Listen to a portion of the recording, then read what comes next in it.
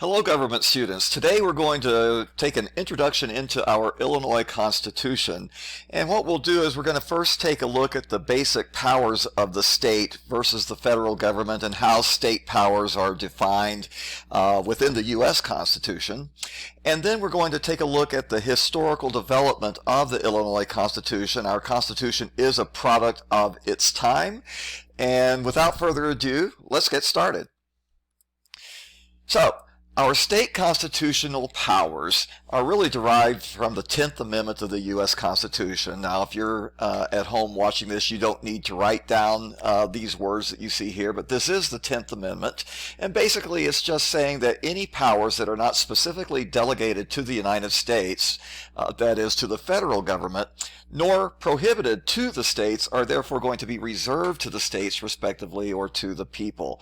In other words, if it's not in the U.S. Constitution, it can be in the state constitution. It's within the realm of state power. So states are responsible for all of the issues that are not addressed by the federal government. So let's see how powers are divided between the national government and the state government. First of all, we have what is called delegated powers. These are the powers that only the federal government has. The U.S. Constitution delegates certain powers to the national government. There's quite a few of them. Here's just some of them. For example, national defense, of course, is a power of the federal government. It's not a power or responsibility of the state governments. Foreign affairs, money. We cannot have Illinois, for example, print its own money. The printing and coining of money is a federal power, so we would call those delegated powers. They are delegated to the national federal government. We also have concurrent powers, and these are powers that both the federal government has and the states have. And a couple examples would be the power to tax, the power to build roads. Those are concurrent powers. Both the federal and state government have those powers. So, for example, you have U.S. highways and you also have state highways.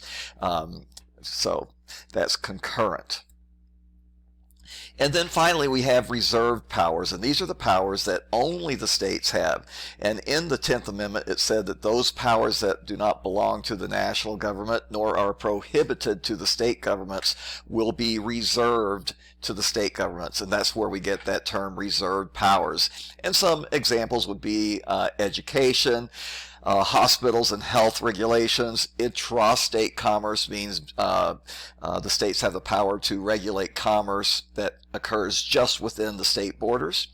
The voting procedures are reserved powers. Traffic laws, licenses such as traffic, the license to drive, your marriage licenses, professional licenses such as my license to teach. Those are all reserved powers to the states.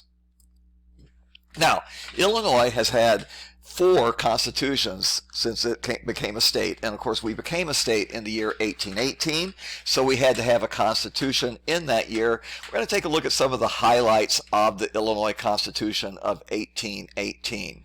First of all, in this time in our history, we did have some people who had moved into Illinois with their slaves.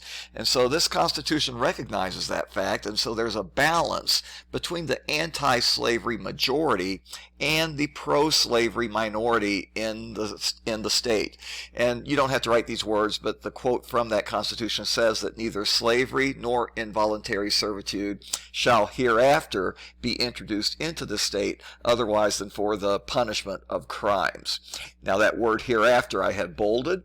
That means that if you already have a slave in Illinois, you get to keep your slave, but we will not allow any new slaves to be brought into the state. And then there's a few other characteristics. The legislative branch was very, very strong compared to the executive and judicial branches. This was a time in our nation's history where we still had some distrust of a strong executive going back to the problems we had with the King of England. So it's a very weak executive and basically no judicial branch to speak of. There was just a handful of judges who had to travel from town to town periodically. The executive branch had no staff. The governor pretty much was it. He had no veto power, and there was no fixed term of office for judges. That means a judge could be removed at whim at any time. And there was very little mention of local government. It kind of makes sense if you think about it, because there was very little in the way of local communities. There were few towns at this time in our nation, in our state's history. People lived on farms, very few towns, so local government was not really even thought about at that time. Now the state grew. Lots of stuff happened between 1818 and 1848. So it was felt that a new constitution needed to be put in place, and that makes sense because the state had grown quite a lot in population. So it does strengthen the executive and judicial branches. Local government duties became defined, but still local governments have very limited powers, but at least it recognizes the need for local government in that Constitution of 1848. Executive offices now are popularly elected. We no longer have just the governor. We now have those other executive offices such as the Attorney General, Secretary of State, Treasurer, etc., etc. And those offices are elective. So we would vote for those offices. They are not appointed by the governor. You know, at the national level, the president appoints those people, but at the state level, we elect them. There's a much larger court system now, and the judges are popularly elected. Again, that's a difference with the national Constitution, the federal Constitution. The president appoints judges at the federal level with Senate approval, but at the state level, we vote for our judges.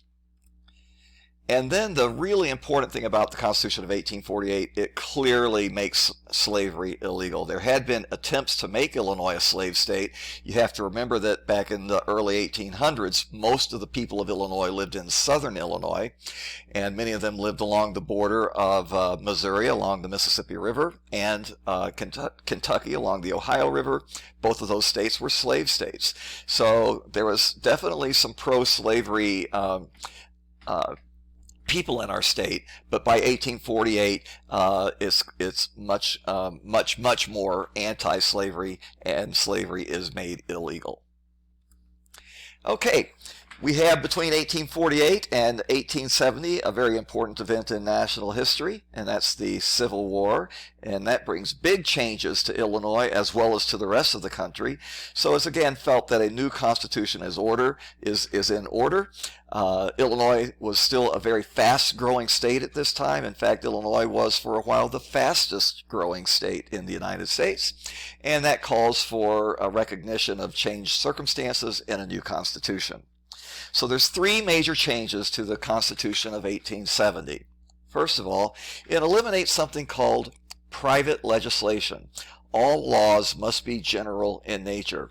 Private legislation is a law that would only impact one person or one company or a very, very small group of people. And an example of private legislation might be something like this. Let's say we want to build a new highway between Rockford and Freeport. And let's say that we decide we want to give that business to a specific company, Rockford Blacktop Company. We would have the ability prior to 1870 to pass a law that would say we're going to fund this new highway to be built, and the builder of the highway will be Rockford Blacktop Incorporated. That's private legislation impacting one company.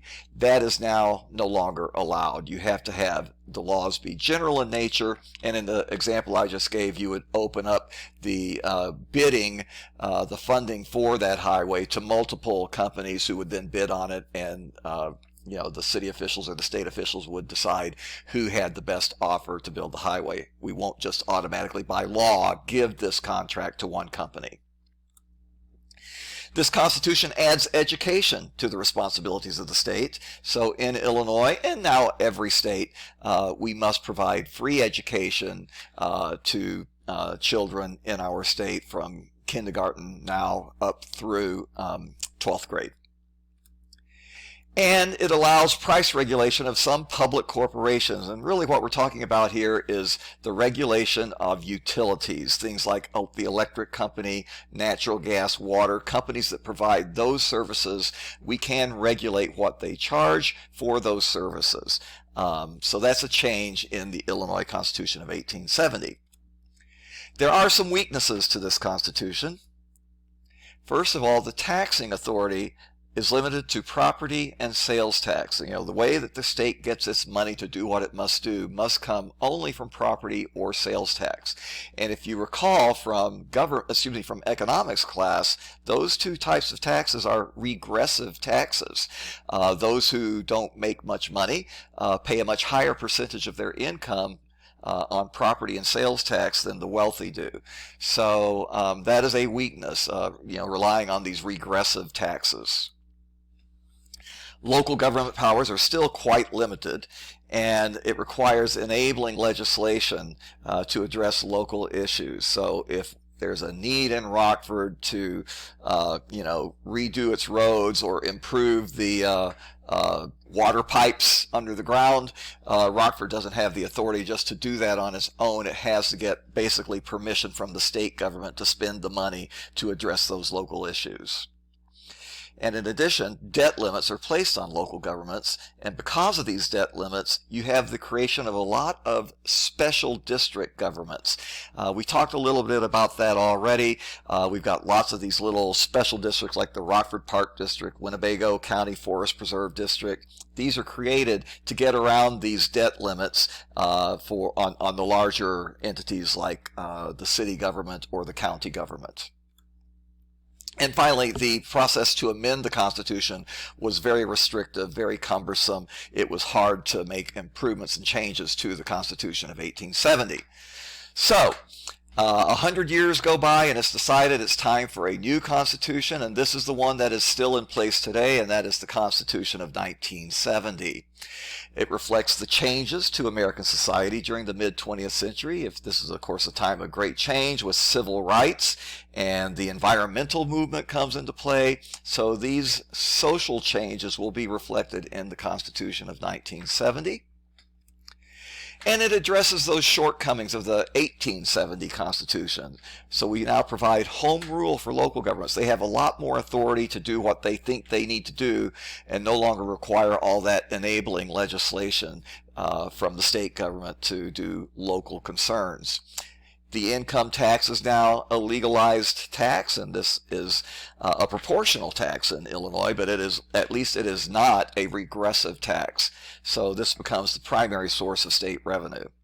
And then it simplified the amendment process. It's much easier to make changes to the Constitution of 1970, reflecting the changes that are happening in society than earlier constitutions.